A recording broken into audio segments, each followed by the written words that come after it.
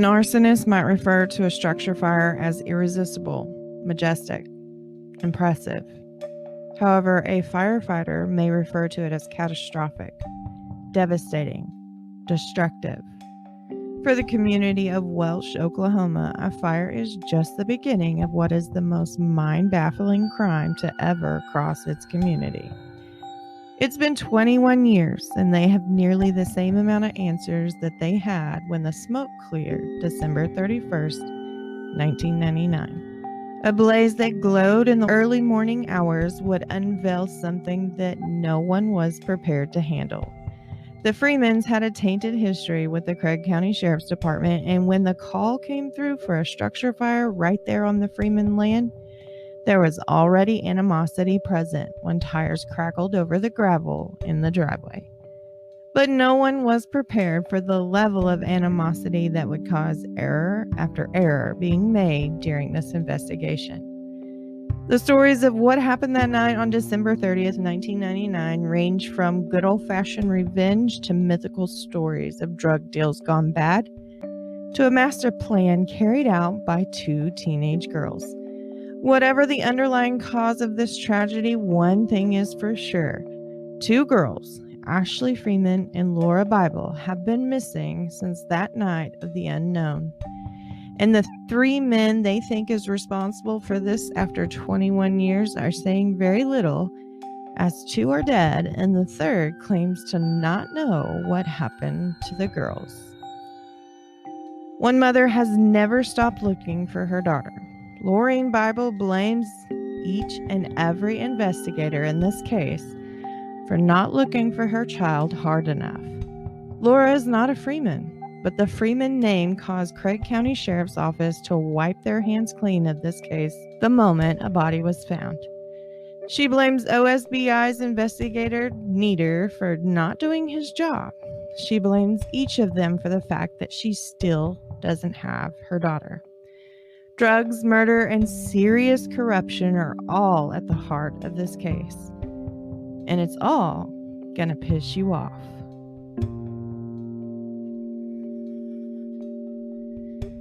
Welcome to the True Crime Librarian. I'm your librarian and host, Ashley. Tonight's case is the first in the True Crime Librarian history, as we have a case of two girls missing, and it's a case that's only partially solved. This case made a small splash in the headlines last month when the excavation began in an area that they believe the girls were buried in.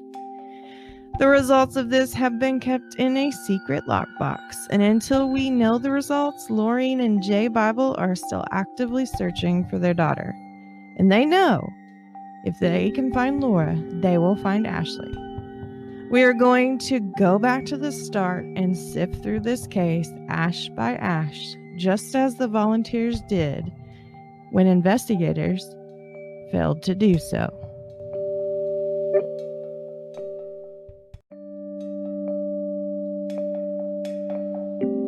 Warning, this episode contains graphic detail of murder, corruption, and adult language.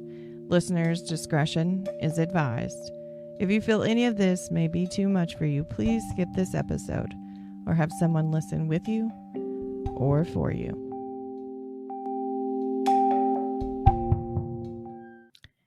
Good evening, all of my true crime nerds. It has been one hell of a month for the librarian and my family, and I want to thank you all for your condolences and well wishes. I have just a little bit of house cleaning to get through tonight before we get started. First, don't forget the May design of the month is still live over at the merch store. You can head over to thetruecrimelibrarian.com and snag yourself a t-shirt to add to your ever-growing collection. You can also choose to donate to the show right there on the home page. Purchasing of merchandise and donations go directly into the show to help provide you with the best produced episodes possible. If you'd like to help the show without a dime leaving your pocket, you can always leave a review or recommendation of the show right there on whatever platform you're listening on or on social media. Be sure to use the hashtag #TheTrueCrimeLibrarian. Second, this case is going to be the season finale for this show. This has been an incredibly fun, and I'm so grateful for each and every download of the show. We've grown so much over season 2, and because of that, I need to go back and do some things behind the scenes, and all that goes into producing. It needs to be done. And so I'm going to take about a 4 to 6 week break. We will be back just in time for the 1-year anniversary of the True Crime Librarian podcast. And I promise it's going to be one hell of a case. Finally, it's time to spread some true crime nerd love. This is going to be different in a way that we've ever done. This case, this entire series of Ashley Freeman and Lauria Bible and True Crime Nerd Love will go out to my most favorite true crime nerd, my father-in-law. He would push me to follow my dreams, and I'm living it right here with this show and with all of you. So this one's for you, Dad. Enough of this. Let's get to what you all came here for, the true crime.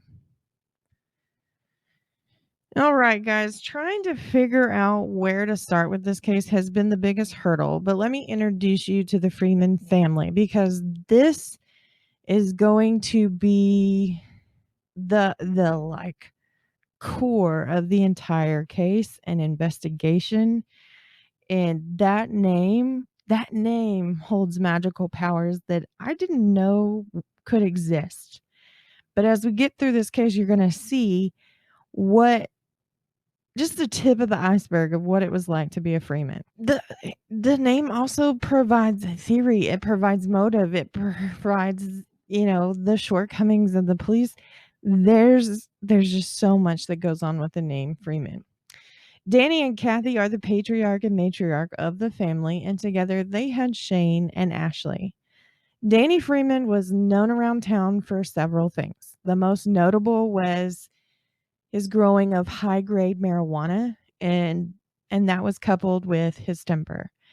It was no secret that Kathy and the kids would bore the brunt of his anger issues. When Danny was younger, he accidentally shot himself in the head with a gun. This caused him to have his sinuses need to be reconstructed with wire and mesh. And most people say that it's after this accident is when Danny's temper got to be as bad as it was then. He also suffered from migraines, which made it very difficult for him to hold down a steady job. So instead, there's the theory that the marijuana he was growing on the back 40 acres of his land was how he made his money. There are people in Welch, Oklahoma that says that they have bought weed from Danny, but like I said, this case, you're going to see some wild claims come out of this, because everybody has an opinion on what happened, because there's no evidence to tell us what the story really is. The other thing that Danny would do is he would kind of pick up odd jobs, handyman jobs, welding, and he even went out and collected different flowers that he would sell to the local florist. But more times than not, Danny would be found in between jobs. In March of 1998, Shane, the couple's oldest son, began displaying behavioral issues, and it would also mark the start of his criminal record. Shane had sticky fingers. Let's just call it what it is. If he saw it and he wanted it, he took it. And the whole town knew Shane and his problems with being a thief. And it was so frequent and became so common in the community that people would go, something's missing, and they go, there goes that Shane Freeman again. I mean, even if you just misplaced something and you thought it was stolen, Shane got the blame for it. That poor kid. But I mean, he had done it so much that the town was just like, okay, because Shane, he's a troublemaker, and yes, he's taking things, and yes, he's not, being a productive member of society. But he was not committing violent offenses. And sometimes he would return the property after he was done using it. It gets a little crazy. Dwayne Vansel, his uncle, Danny's stepbrother, is the one that would finally bring the cops into Shane's life. When Dwayne and his family went out for the weekend to have a getaway, Shane broke into Dwayne's home. He took the keys to Dwayne's truck, and Shane went four-wheeling. He went mudding, whatever you want to call it, before he parked it back in Dwayne's driveway and put the keys back. So when Dwayne got home and he pulled into the driveway, there's his truck muddy, not clean as he left it, and he goes to get in it, and the gas takes on E. He has no gas. Dwayne knew it was Shane. So what did he do? He decided it's time for Shane to actually face those consequences. And Dwayne went and picked Shane up from where he was staying, took him down to Craig County Sheriff's Department, and he filed a report.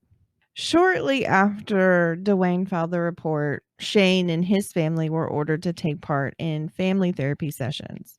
This was in hopes to not only deal with what Shane was going through in this behavior of stealing, which, if you want to break that down, because he would do so in a nonviolent manner. Sometimes he would return whatever it is he took. You could say that Shane was simply acting out. He was looking for attention. And this was the only way he knew how, because of what was going on at home with Danny. And the only attention he seemed to have got from his father was physical and emotionally abusive. So hopefully with this court-ordered therapy session, not only would Shane get some tools to help him get through what he was going through with this stealing and stuff, but there was a small glimpse of hope that Danny would get something to help him out with his anger issues. In the end, they went to all of the sessions they had to go to and never attended a session following the cutoff date of the court order. In August of 1998, a coach noticed Shane had some blood running down his legs from his gym shorts. He approached Shane, and Shane told him that Danny had hit him approximately 30 times with a telephone cord, and he also mixed in a couple punches and slaps. Shane did not return home from school this day for obvious reasons. That night, Danny was at Roscoe's convenience store. This is where Ashley was working part-time, and he ran into Craig County Sheriff Deputy Messick, and he reported Shane as either missing or runaway. Well, Danny was informed. He's not missing. He's not a runaway. We didn't feel that it would be safe for him to return to your home, as there's going to be an officer that'll come and talk to you about the incident. Shane, he moved in with his best friend Justin following this incident, as it was determined for him to not go home at all. It's just not safe. September of 1998, an arrest warrant was issued for Danny. He was being charged with injury to a child, which is a felony charge. Danny felt like the DA was blowing this whole situation out of proportion, because he simply was saying, I was correcting my son's behavior. And that may be so. I mean, we grew up, most of us did, in a time where you got your ass beat for things that you did that you knew you weren't supposed to do, right? But nowadays, it's against, it's against everything. Don't hit your children, because you'll end up on the news and in jail. Don't correct them in that manner. But this is excessive. I mean, most of the time, most children, if they received a spanking, it was done with a belt. But with this being this cord and he could whip it, it was almost like being hit with a bullwhip. And this caused serious injury to Shane's backside. And at this point, that's physical abuse. It's not redirection of Shane. It's not doing him any good when this has gone completely and totally overboard. You get what I'm saying? So Danny was arrested. He was released on a $5,000 bond. That level of bond is equivalent to about $8,000 today. That's a lot of money to have to come up with. And for the Freemans, and Danny's not working, they rely on Kathy's income and the little money that Danny makes from odd jobs to survive on. $5,000 isn't just laying around the house or stuck away in some bank account for them. That's a couple months worth of income. But nevertheless, Kathy pulled it together and she got Danny out of jail, and he was awaiting his trial. In October of 1998, Shane told investigators, quote, "I was talking to someone I wasn't supposed to. He caught me and he tried to find a belt and he couldn't. So he got the telephone cord and used it," end quote. So this whole thing starts because Shane had done something that caused Danny to take away Shane's phone privileges. And Shane, he was being defiant, right? Because this is just who he is right now in this period. He has to act out. So he was not having it. Well, Shane was working with Danny at a house of people that he knew, and Shane caught in the garage a glimpse of a length of phone cord. So in his mind, he's like, "Oh, I can jerry rig from the telephone pole into my bedroom and have my phone privileges back, and my dad won't know about it," right? Daddy found out. And then he used the same phone cord. You jerry rigged a line to your bedroom and spanked you with it.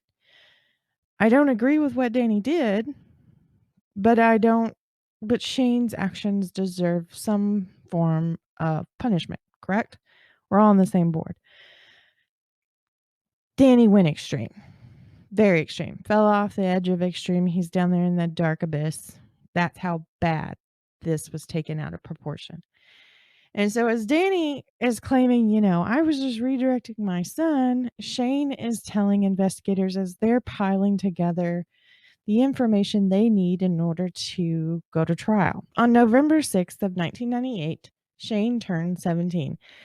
And at this point, you can, at 17, and I know you can in the state of Texas. I'm pretty sure it's the same way in the state of Oklahoma. You can file for emancipation. And since Shane was not allowed to go back home to the Freeman house and live because it was not safe for him, and he was living with Justin and Justin's mom, he's to the point where he's like, "I'm almost grown and I could probably just move out on my own and do this on my own and show them," right? So that's the plan. I want to be on my own. I want to do this myself. Well, November 26th of 1998, Shane did finally go to the Freeman home, and he spent Thanksgiving with his close family and a little bit of their extended family. Unfortunately, this would be the last time that he would be able to sit down with his family, and it was going to be the last time that any of them would see Shane alive. It's also around this time that Justin's mother had gone out and rented an apartment for Justin and Shane to share. So there was an out for Shane. It sounds like to me at this point, Shane's tired of, couch surfing. He feels like he's nothing but a burden because that's probably what's been drilled into his head from Danny and his angry outburst, right? So he's having this I don't want to be a burden on anybody. Just let me be on my own. Let me do my own thing. But with the fact that he was now in an apartment he was going to share with his best friend Justin, this his future was looking brighter, right? Well, it didn't last long.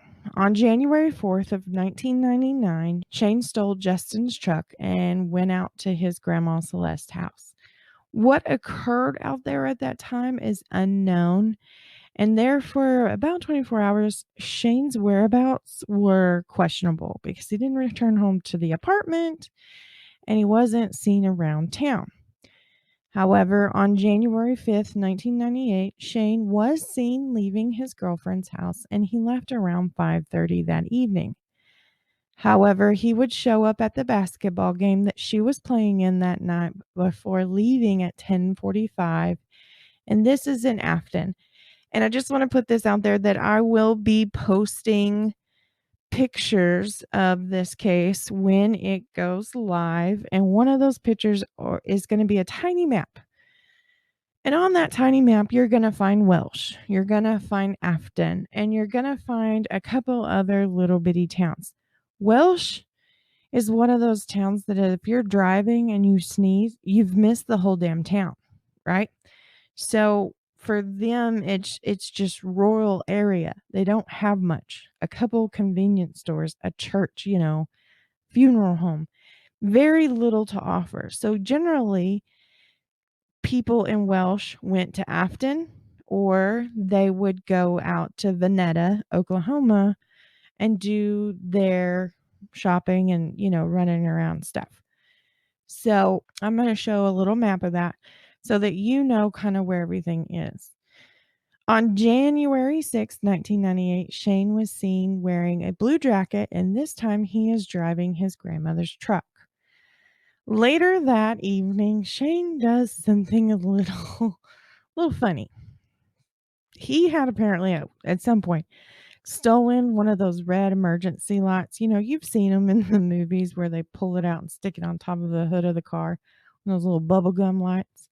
Shane gets his hands on one and he decides, I'm going to pull this girl over. So he pulls over Sabrina Shivers, and he seems to display some very well endowed cop mannerisms and using the language during what I would call a very fake traffic stop. But this is Shane being Shane. He's not harming anybody by doing this, He's just seeing how far he can get this girl to believe he's really a cop. And he tells her, I've only been on the job for about 2 weeks. Well, that explains his very youthful appearance. The activity going on the side of the road catches the eye of a passing police officer. He pulls over to see what's going on, and Shane climbs into the truck and takes off and initiates a high-speed pursuit. Eventually, Shane does lose the officer. This now puts him as a fugitive on the run because he would have been detained for the high-speed pursuit, but they didn't catch him. On January 7th of 1998, Shane steals a Ford F-250 XL from Krebs. He has decided at this point he's leaving Pittsburgh County and he's going off to do his own. He did decide he needed to go and get some supplies, so he parked across the street from the Bible's residence, and he stayed in his truck and slept overnight waiting for Jay and Laureen to leave and go to work. He had stayed at the Bible's house for a little while during this couch surfing thing going on with, the charges of his dad and child abuse. And so he knows the Bible's home well. He kind of knows what they have, and he thinks it's a perfect place to go and pick up some supplies. So he sleeps in his truck, and he was waiting for Jay and Lauren to go to work. Around 9 a.m., he enters the Bible's home. While inside, he decides to order several pornos on pay-per-view. He eats food out of the refrigerator, takes a shower, and then went grocery shopping, selecting items to take with him on his trip, which includes several of the guns. He leaves the home around 3:30 that afternoon, and Laureen said that he took enough ammo to hold off Coxey's army. I don't know what he was preparing for, but it sounds like it was something big. On January 8th of 1999, Shane and his stolen truck finally break down near the intersection of Road 4430 and Road 40. It's only about 10 minutes from his home in Welsh. The tie rods had busted, so Shane walked across the road and took some wire off of the fence, hoping that he could rig the tie rod back together long enough to get him back to where he was going. That's the thing with Shane. He was quick on his feet and he's very handy thanks to going and helping his dad out with some of these odd jobs. Terry Layton, whose house you could see from where Shane's truck was broken down, decided he was going to call Craig County Sheriff's Department, and they sent out Deputy David Hayes. Deputy Hayes had only been with the department for about 2 days, and he was also the only one to arrive on scene at 4:20 that afternoon. David parks his cruiser so that his front end faces the front end of Shane's truck. Hayes steps out of the cruiser, operating on the notion that Shane is a fugitive on the run, and he is also thought to be armed. So Hayes has his dash-mounted shotgun when he exits his cruiser and begins walking towards Shane. He says Shane standing by the driver's door, and as he approached, Shane reached behind his back, pulling something from his waistband of his pants. Shane raises his hand, and Hayes says he is staring down the barrel of a pistol. Hayes had pumped his service weapon when Shane had reached from behind his back. At 4:20, less than a minute after Hayes arrived on scene, a single shot rang out, and Shane Freeman was dead. Kathy and Danny both call Shane's death a murder by cop, even though the shooting was investigated like all shootings are that involve a cop firing his service weapon. And the investigation came to the conclusion that it was self-defense. Why are we talking about this when I introduced you to Ashley and Laura, right? Here's the thing with this. This is a point of origin for the theory of corruption and the lack of investigation in everything that happened with law enforcement in this case. And it all begins right here with the death of Shane Freeman. When Craig County Sheriff's Office decide they're going to wash their hands of the arson and dead body that is found inside the trailer, they're doing so because the family is still in the process of deciding to file a wrongful death suit against Craig County Sheriff's Office. And so there would be a conflict of interest, right? But this is the fuel. This is the accelerant of this whole case, is Shane's murder. Because had he not been killed in something that is marked as self-defense, if you hear the story around town, Shane was not armed. Shane was ready to go down suicide by cop. There's a lot of things out there trying to explain why Shane may have pulled a gun. But the biggest thing it does is it messes with the investigation of his parents and sister's best friend. Tremendously, this becomes a huge part of this case. On December 29th of 1999, Ashley was turning 16. She had planned a day that was quiet in comparison to others in their sweet 16th birthday parties. She was going to ride to town with her mom, run a few errands, and her best friend Laura was going to go with them. Kathy had made a late breakfast for her family. Danny, at this point, he's in between jobs, and he walks out the door into the cold December morning with nothing more than a cup of coffee that had a pat of butter in it, skipping the biscuits and gravy Kathy had made especially for him. And it sounds like this is who Danny is. He's oblivious to acts of kindness. Like with Kathy making biscuits and gravy, especially for him, because she knew that's what he liked, and he completely dismissed the whole thing. It's part of this attitude with Danny and just how he dealt with life. And honestly, he does seem like your classic narcissist who likes to gaslight, and you know what I mean? So he wasn't exactly the most pleasant person to be around. Does not mean that what happened to him was justified. Okay. So anyways, Laura had stayed the night at Ashley's. This was the first night, so that she would be there and kind of get the day started. And they spent the morning getting together Ashley's goats, Jack and Jill, because they had a livestock show coming up for FFA and 4-H. Both girls were active in both of the organizations, and Laura had her own animals back at home. She showed 2 pigs and a lamb. She was going to need to get them ready as well. But today was about her best friend turning 16. Laura had already turned 16 and was driving. And for Ashley, that was a freedom that she couldn't wait to have. Once her chores were done, Kathy and the girls headed into town to run a few errands, but their day got started a little later than they had planned. The thing with Laura is she was allowed to drive. However, she was still not allowed to drive at night. So with them running into town to Veneta and running their errands and doing things, and celebrating just Ashley, just having a day of girl time, right? So their day gets started. They go to the feed store and get some things that Ashley needs for the animals. Then they head over to the Pizza Hut in Veneta for a special birthday dinner. And they go and pick up Ashley's cake. It's not one that, they had pre-ordered. They go to the store and they pick one that's already decorated and go with it. For Ashley, it was simple. She was a simple kind of girl. She liked hunting.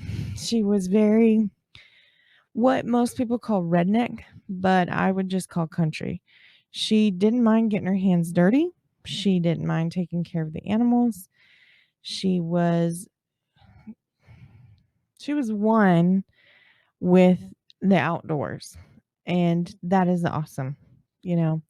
I'm from an area where there is a lot of redneck or cowboys or whatever you want to call them.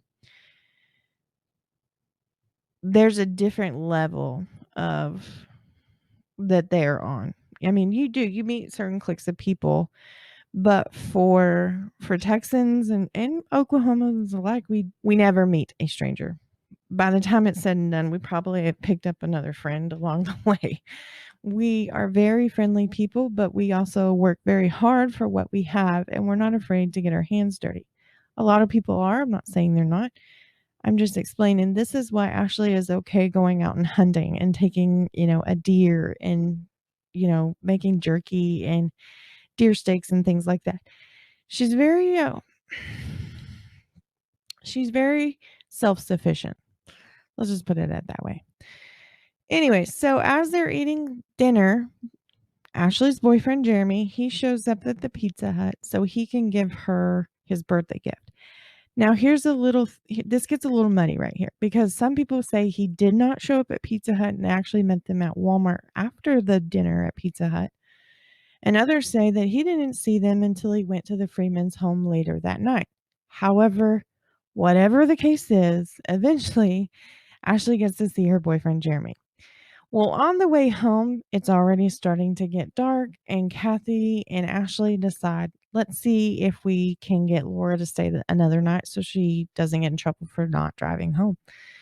So they go by the Bible's residence so that Laura can run in the house and ask if she can spend the night. She hops out of Kathy's car, runs inside, and she is like a bull in a china closet. Okay, she's just whirling around, getting all the things she needs as she's talking to her dad. Can I stay the night over at Ashley's again? One more night. It's her birthday. I can't even drive. It's already dark, and we're not even at, Eventually, Jay caves, and he's like, no problem. Just remember, you have animals of your own that you need to take, so I need you home by noon. She tells her father, thank you and I love you, and she's out the door. On their way back to the Freeman's home, they do pass Laureen, and they stop for a second so Laura can talk with her mother. Laura fills her in and says that Dad said it was okay that she stayed one more night over at the Freeman's. But Laureen changes the time to be home. She says, don't forget you have a dentist appointment. You need to be home by 8 a.m. Laura is, yes, ma'am, I will be. Thank you for letting me stay another night. She's a typical teenage girl. And if you ever have one that gets to stay the night, not once but twice, Those kids are the most appreciative people in the entire world. I remember being able to go to a friend's house and call my mom and be like, "Can I stay another night?" And it happened, and I'm like, "This is best weekend ever," you know? It's just it's just what girls do. Let's just put it that way. Back at the Freeman's house, Kathy, Ashley, and Laura carry in the things that they collected on their errands along with Ashley's birthday cake. They celebrate her birthday just with the small group of her parents and Laura and Jeremy. The boyfriend would come over and stay for just a short time. He says he left around 9:30. However, there were other visitors at the Freemans at the same time, and they say that Jeremy didn't leave till later. Whatever the difference is, Jeremy goes home. Ashley and Laura and Kathy and Danny are all alive, and it doesn't seem like there's any kind of danger. Sometime between midnight, December 30th, 1999, or late in the evening, late at night of December 29th, however you like to look at that, and 6 a.m., the morning of December 30th of 1999, the actions that took place inside the Freeman home remain unknown to this day. Several people remember the case and have various theories, and it seems like anyone who could speak of what happened that night and tell us exactly what happened is forever silenced. December 30th, 1999 at 5:40 in the morning, Jack and Diane Bell are leaving for work from their home. And as they're driving, Diane noticed there's a glow about due east just beyond the horizon. Once they reach the driveway of this blazing fire, there's no denying whose home it is. At the entry of the driveway is a sign that says Justice for Shane. It is Kathy and Danny's trailer, and it is completely engulfed in flames. Jack reverses the truck and he goes to the next closest house, which belongs to Wade and Kim Sherrick, and tells them, I'm on my way to work. I got to go to work, but I need you to call 911. Danny and Kathy's trailer's on fire. It's completely on fire. Kim calls 911 and the call comes through about 5:50 a.m. Once off the phone, Kim and Wade gather up their children and drive over to the Freemans. Just then, Welch Volunteer Fire Department arrive on scene at 6:10 a.m., 30 minutes after someone noticed the flames, 20 minutes after the 911 call. Now, here's the thing with volunteer fire departments. If you don't have one in your community, the way they work are civilians. They are the ones that volunteer their time. They go through significant amount of training, and 9 times out of 10, they're not just hanging around the firehouse. So you have to wait for them to leave their home, get to the fire station, get in gear, and then come to the scene. So it takes a little bit more time when you're dealing with a volunteer fire department. However, they arrive on scene and this trailer is just up in flames. And if you don't know anything about trailers, it seems like they're highly flammable because a little bitty fire can turn into a deadly, catastrophic fire with just a breath of air. It's just gone. Craig County Sheriff's Office, they arrive on scene shortly after the fire department, but the exact time is lost in all of the chaos. At this point, Wade and Kim tell the firefighters, all of the Freeman cars are accounted for. And then we have Lori's Cavalier sitting there too. Wade later says the entire scene, standing there watching this go down, was spooky. And I could see that because 5:40 a.m., you would suspect that anybody that was in the home was gone because not many people are up that early. Once the blaze is reduced to nothing but smoldering piles of ash, the firefighters find that the blaze had taken a life. In the home, the body being found is marked at approximately 7:30 to 7:33 a.m. By this time, Craig County Sheriff Deputy Troy Messick is on his way to the McDonald's in Veneta, Laureen's place of employment. Once they learned that one of the cars at the scene belonged to Laura, they knew they had to go and find her parents. Laureen was already aware of the fire as her son had called prior to Messick showing up. So when Messick walked in, Laureen already kind of knew what he was going to say, but he pulls her aside and they speak in private, and he tells her, the entire house is a loss.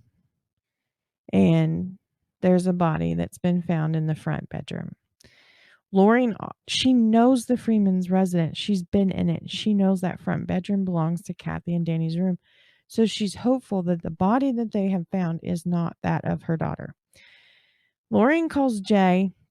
He's at work at an auto parts store about 15 minutes away. He rushes over, picks her up, and they take off. They stop at Celeste and Bill Chandler's home. This is Kathy's mother and stepfather's house. Celeste is there alone. Bill has gone to run errands. And Laureen tells her, "We've got to go. You don't understand. Your daughter's trailer is completely destroyed, and there's a body, and we don't know who it is." And Celeste, the shock in her demands that she wait for Bill. But Laureen's like, "You're either getting in the car and going, or you're not going." Eventually, though, Celeste does get in the car.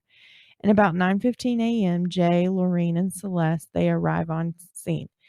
And they get about halfway up the Freeman driveway before they're stopped and told they can't go any further. And because this is an official crime scene, and we don't want you on the land contaminating it, right? Onlookers, they begin to gather along the Bibles or along the Freeman's driveway and stand with Jay and Laureen and Celeste. Many said that what they saw was destruction, and Craig County Sheriff's officers that were on scene, they're doing nothing but sitting around, almost proud, like in the work that they had already accomplished.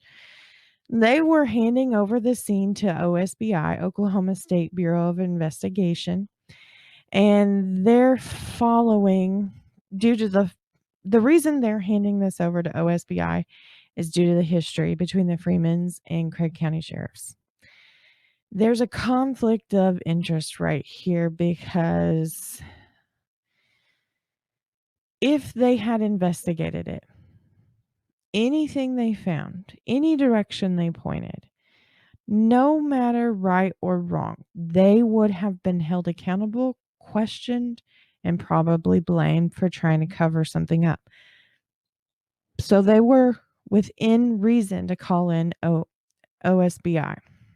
Investigators, they're also waiting on Craig County's medical examiner.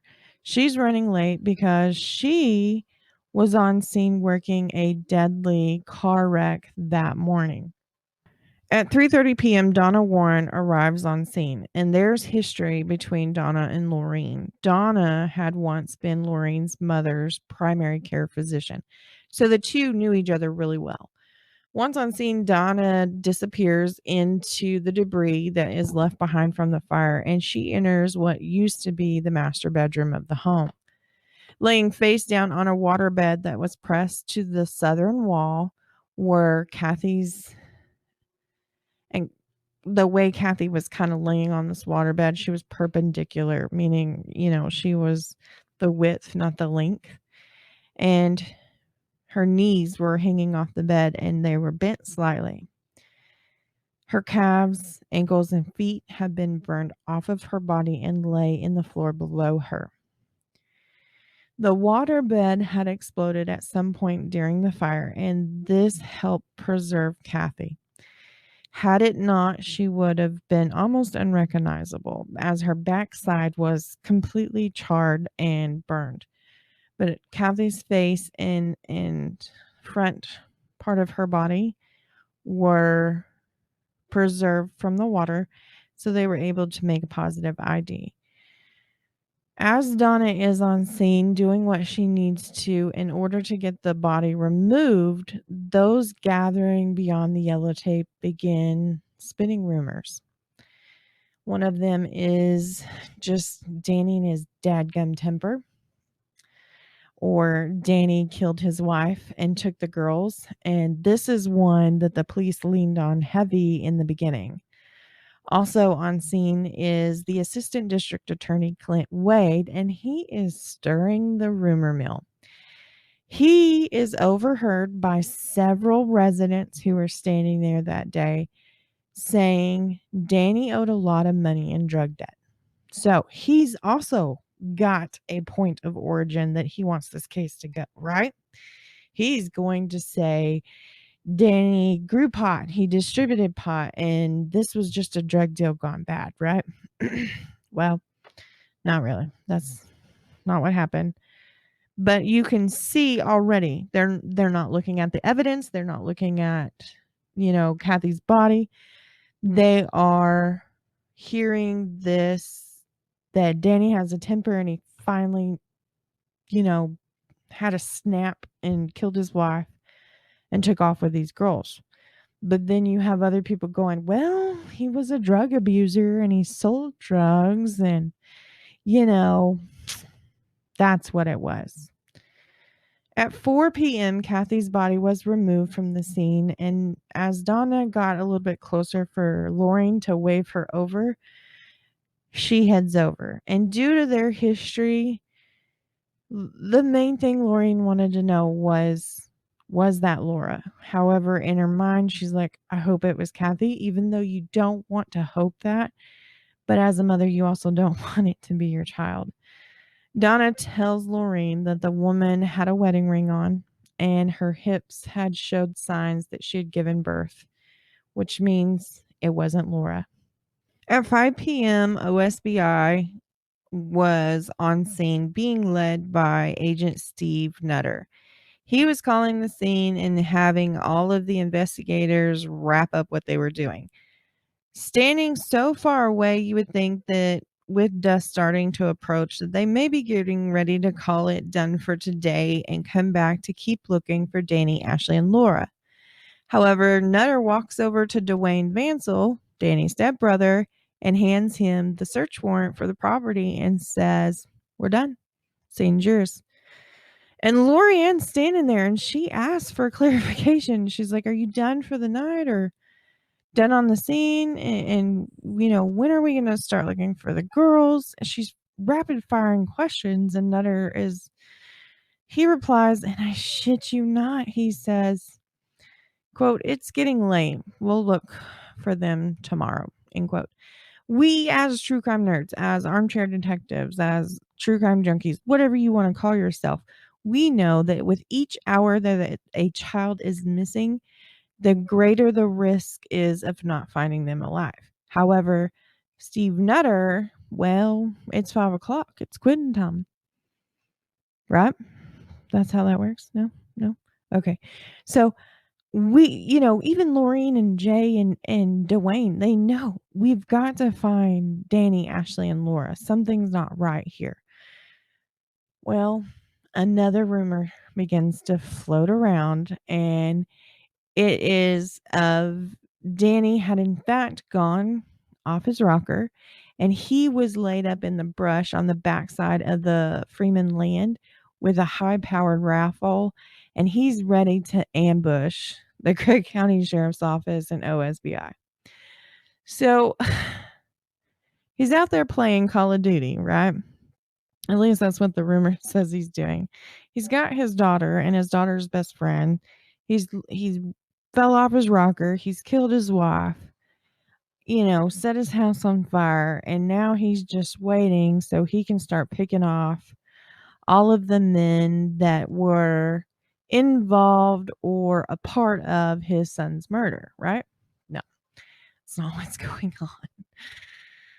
Oh my gosh. When Dwayne opens up the search warrant, because they're all standing there with their jaws in the dirt, he noticed it was issued at 2:06 that afternoon, allowing investigators at that point to actually go on scene and begin processing it. The ME didn't arrive until 3:30 p.m. that afternoon. It's now 5 p.m. So they worked for 2 hours and 54 minutes before going, we're done. Do we see the fucking problem here? This is not enough time to investigate a scene, especially one where we have a dead fucking body and 3 missing people. Like, I really just want to be like, what the hell is going through your brain? This is massive for this community, right? You have Craig County Sheriff's Office noticing that there is a conflict of interest in investigating this case. They call in OSBI. OSBI is supposed to be these great top, investigators. They're supposed to come in and they're supposed to really go through everything with a fine-tooth comb. How do you do that in 2 hours and 54 minutes?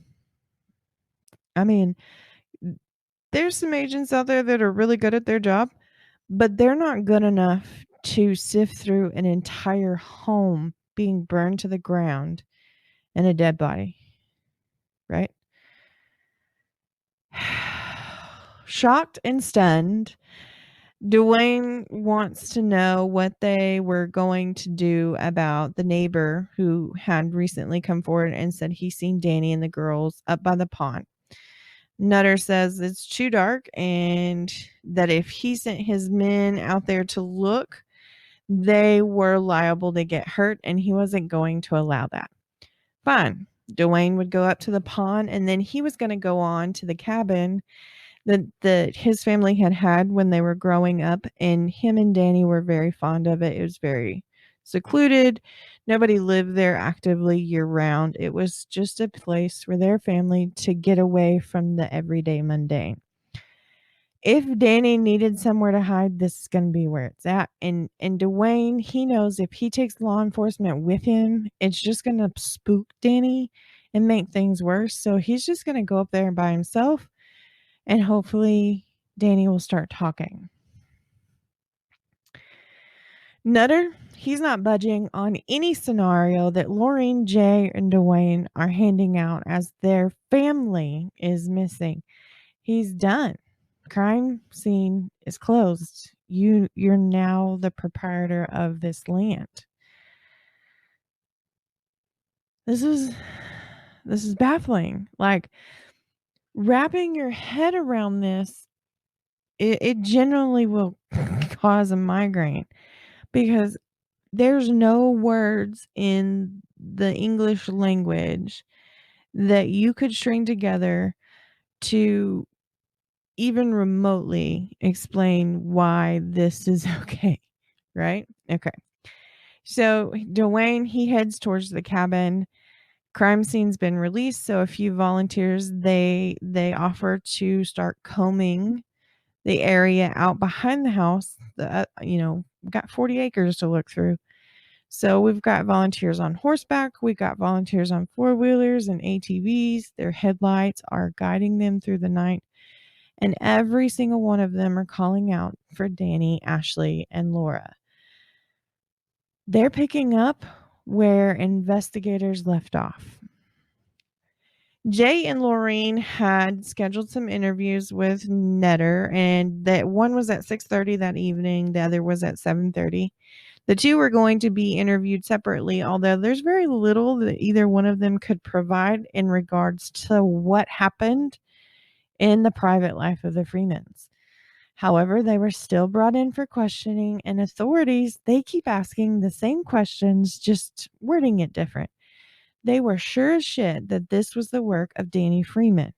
So the questions were, who have you seen come in and out of there? Did you ever witness Danny doing drugs?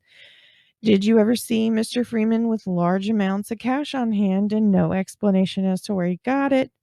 They're really digging into this. Danny's lost his mind and he's some big time drug dealer, right?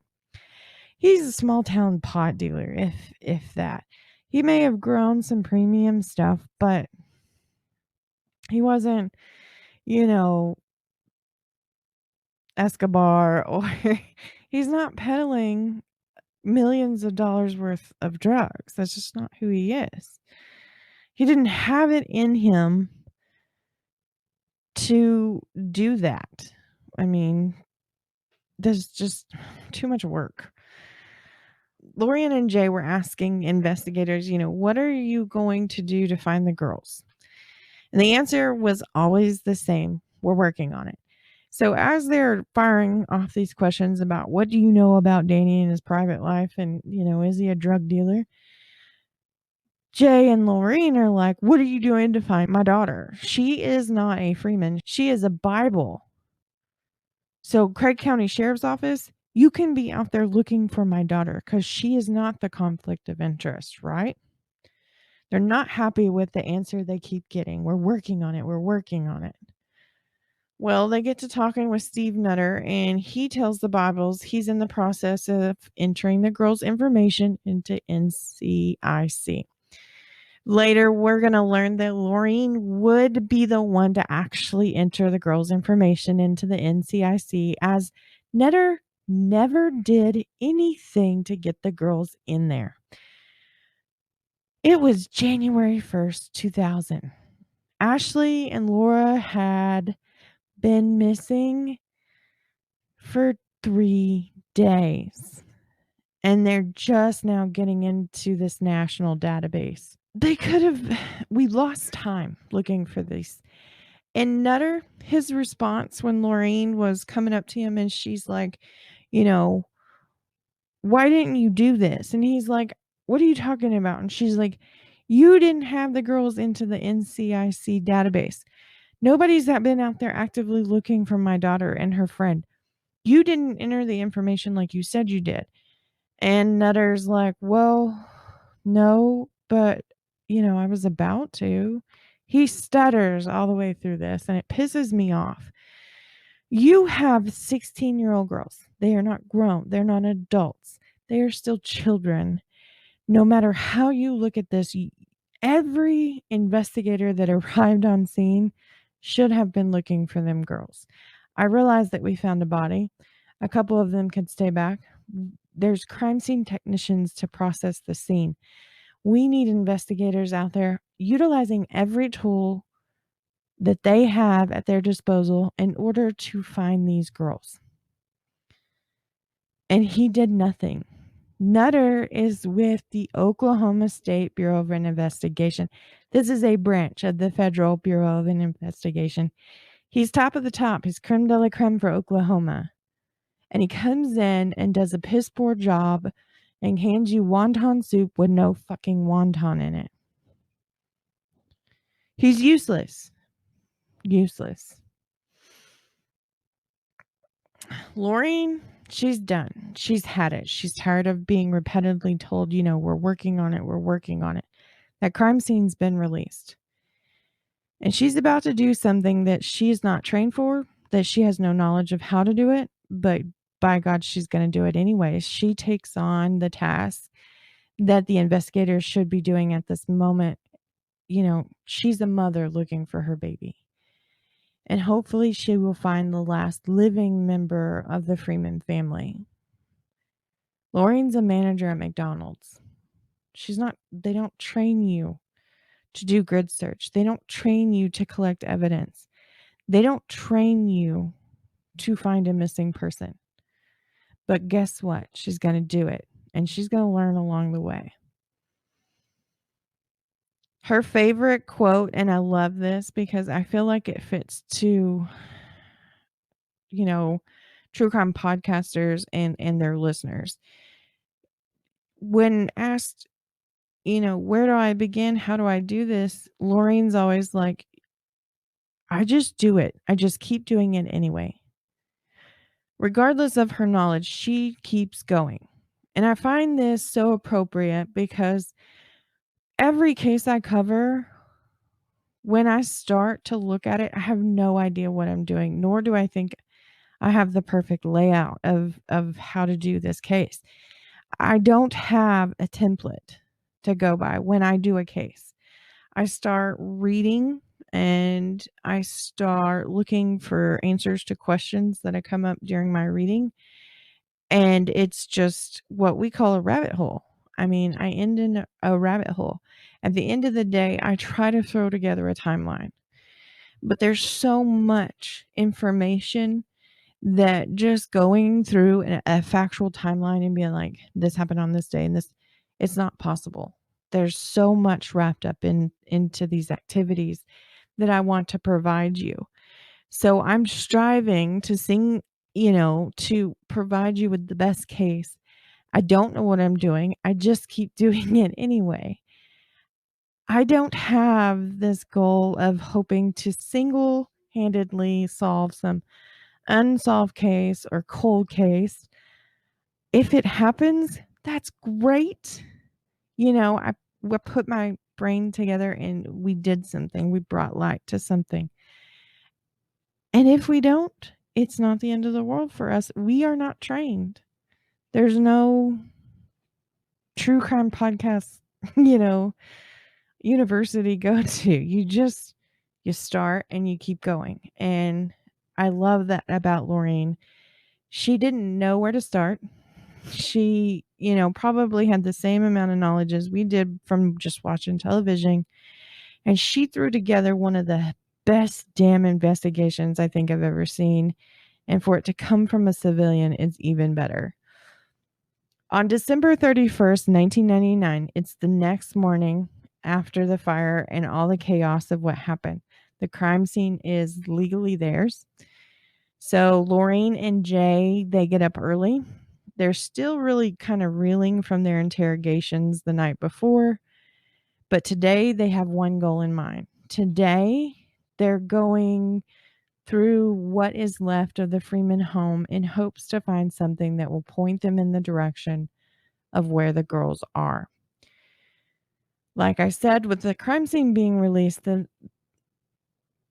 that meant that they were free to go and do what they want to. But it also meant that there was nobody stationed there throughout the night, which means whoever did this could have gone back, sifted through. If he, she, they left anything behind, they had an opportunity to go in and remove it and effectively leave nothing behind as far as a trail, right? So we've got the two problems, but it doesn't matter. They're going to try for it anyways. They pull up to the Freeman's home and in the driveway. Sissy, Ashley's Wattwaller, she's still on scene, and she is heard whimpering as they go and stand in front of the destruction. Sissy walks her way through to where the master bedroom once stood, and the Bible's thought, this is as good a place as any to start looking. And they start kind of going through the ashes and the charred, photographs or furniture. There's something somewhere, not everything was reduced to ash. So as they're looking around, Lauren kind of wanders off, and Jay notices that Sissy she has a knot on her head and it's got dried blood. He thinks, she took the butt of a shotgun, which was the weapon that was used to kill Kathy. The way that they approached this crime scene was they were looking for piles of ashes that could be in the shape of a body that is lying in the fetal position, laying out, whatever. They're looking for something that is like a telltale sign that something could be there. So as Jay is looking down around the master bedroom, he's looking for a human-shaped pile. And he looks down, and what he is staring at, he describes it as a bowl of hamburger meat. So he calls Lauren over, and together they're looking at this, and then they start to see things. There's wire and mesh that had created something inside this bowl of hamburger meat. And then it dawns on them. They're looking at Danny Freeman. It wasn't hard to figure out once they realized that it was Danny that he took a gunshot close range to his face. Because like I said, you couldn't see. There's no discernible features there except for that wire mesh that was used to recreate his sinuses. Here's the thing. December 30th, 1999, Laureen asked investigators after discovering the body of Kathy if there was any more bodies that had perished in the fire. She had 9 OSBI agents assure her, Jay, Dwayne, Celeste, and Bill that they were 100% sure there wasn't another body in that home. And yet, here they are looking down at the body of Danny. Due to the fact that the waterbed did explode, it helped preserve a little bit of Danny. And as they're looking and kind of following down what would be his body, they notice there are very clear, visible boot marks on his torso. The only person that can be remembered as the two wearing boots the day before was Steve Netter. Steve walked over the top of this body and never once felt like, this isn't solid ground. What am I stepping on? But he didn't. He walked right over Danny several times. Donna Warren, the medical examiner, she missed him. Investigators on scene, they missed him. Danny Freeman didn't fall off his rocker. He wasn't in the brush holding out like some Call of Duty wannabe PUBG player. He was laying in the floor next to where his wife was killed, because he himself had been killed. What the hell is going on here? So Jay and Lorraine, they jump in their car and they have to go up the road a little bit in order to get some signal on their cell phone. It's not like today where it seems like you can pick up signal just about anywhere unless you're inside this cinder block vault. Then you don't, and it sucks so bad because my office is that way. But anyway, so they go up the road. They call Craig County Sheriff's Department, and they tell him, we found a body out at the Freemans. And because the scene had been released, people were just flabbergasted that you found a body? What body? So they send out Deputy Troy Messick. He's the first one to respond to the call, and he's out on scene. And he looks down at what Jay and Lorraine point out to him, and he's in just as much shock as they are. How the hell did somebody miss this? OSBI is supposed to be the experts. And here they are, staring down at a very dead body. Dumbfounded, Messick goes and he calls over the radio. And instead of identifying that there is a body on scene at the Freemans, he simply tells dispatch, I can confirm what I was sent out here to look at. And that's all it took. In the front yard, as Messick is radioing back to dispatch, Jay notices that there's a couple cats and they're playing around with something. And they had saw them walking up to the property, but didn't think anything of it. But as Jay got closer to these cats and seeing what they're fighting over, he sees that it's part of Danny's jaw, and it still has 2 of his front teeth attached. Dwayne had finally come down from the cabin, and when he saw Jay and Lorraine waving him over, he had that feeling that he knew what he was walking into. Dwayne said, quote, Danny told me where to look if something happened to him. Well, it did, didn't it? End quote. It wasn't long before Craig County Sheriff's Office returned to the scene and began to tape off the area once again. The difference is that Lorraine, Jay, and Dwayne would be on the other side of the tape this time. Once this was done, Craig County Sheriff's Office called OSBI, and then they stood around waiting for their arrival. OSBI, they show up with Netter leading about 10 to 12 agents. And they tell the Bibles about how this is going to go, which is basically a repeat of what they did before. And Laureen, she's not having any of it. She says, oh, no, it won't be. I ain't leaving here today, boys. You can tie your tape to my mirror of my vehicle, but we're moving, and I'm not going to be in your back pocket today. I'm going to be in your front pocket. We're not leaving here until we know this place has been searched thoroughly this time. She stands her ground. And there wasn't much they could do as the scene had been released the day before. Well, here comes Donna Warren, the ME. She arrives late again, dealing with another fatal car wreck. And she says, "What the hell happened here? Who found the body?" And Messick, he subtly points out Lorraine, and Donna's like, "This is bad. This is so bad."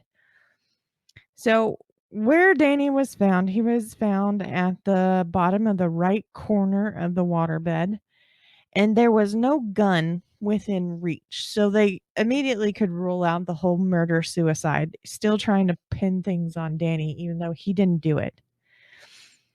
Laureen, Jay, and about 150 volunteers from Welch, they begin to process this scene. Nearly 25 trained officers and agents stand along the sidelines watching as Laureen begins handing out directions. The local funeral home is out there as well, and they've set up a tent 50 feet away from the trailer, and that is where they're handing out sandwiches and drinks to all the volunteers. The volunteers decide to set up like this, like conveyor-like line down the driveway of the Freemans, and they are sifting through scoop after scoop after scoop of the ashes coming from the trailer. They're looking for anything that pops up. They say something, it gets tagged. Laureen, as she's working and she's covered in all this ash, she overhears one of the agents on the side saying she's destroying the crime scene. Well, covered in ash and pissed off that she's out there doing their job, she turns around and barks at them and says, "It can't be messed up any worse than you did yesterday. So if you're going to be a part of this, you're just going to have to do it our way." Jay and Dwayne, they go out and they set up a 2-man command center in the front yard. This is where they organize a grid search of the 40-acre property. Let me just say this. For them to do this grid search, this is probably one of the most utilized tools when it comes to crime scenes, is to set up a grid. Okay? And everybody gets a quadrant, and you look in your quadrant and you mark things that are within it that could pertain to the case. If you question whether or not it could pertain to the case, you put a marker down. Well, this is how Jay and Dwayne are setting up their command center and grid search. They have some people who came horseback, which helps tremendously. They had people who had come with their canoes ready to get into the creek and help search there. These volunteers, they searched through the brush. It scraped their skin, but the determination that they had to help find these girls gave them the tolerance to not feel these small pinches and scrapes from the branches and bushes as they made their way through the landscape. A regular visitor of the Freeman's home noticed something big that was missing. Hundreds of arrowheads, some of them in box cases, along with several buckets that contained even more arrowheads and tomahawks, were missing. This was something that Danny did daily in between his jobs.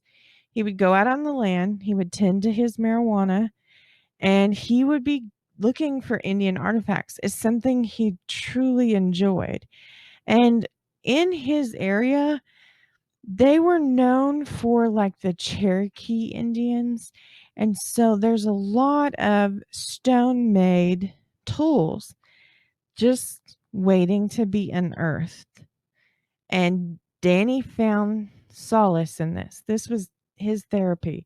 This helped him get through whatever mentally he was going through for that day or that time.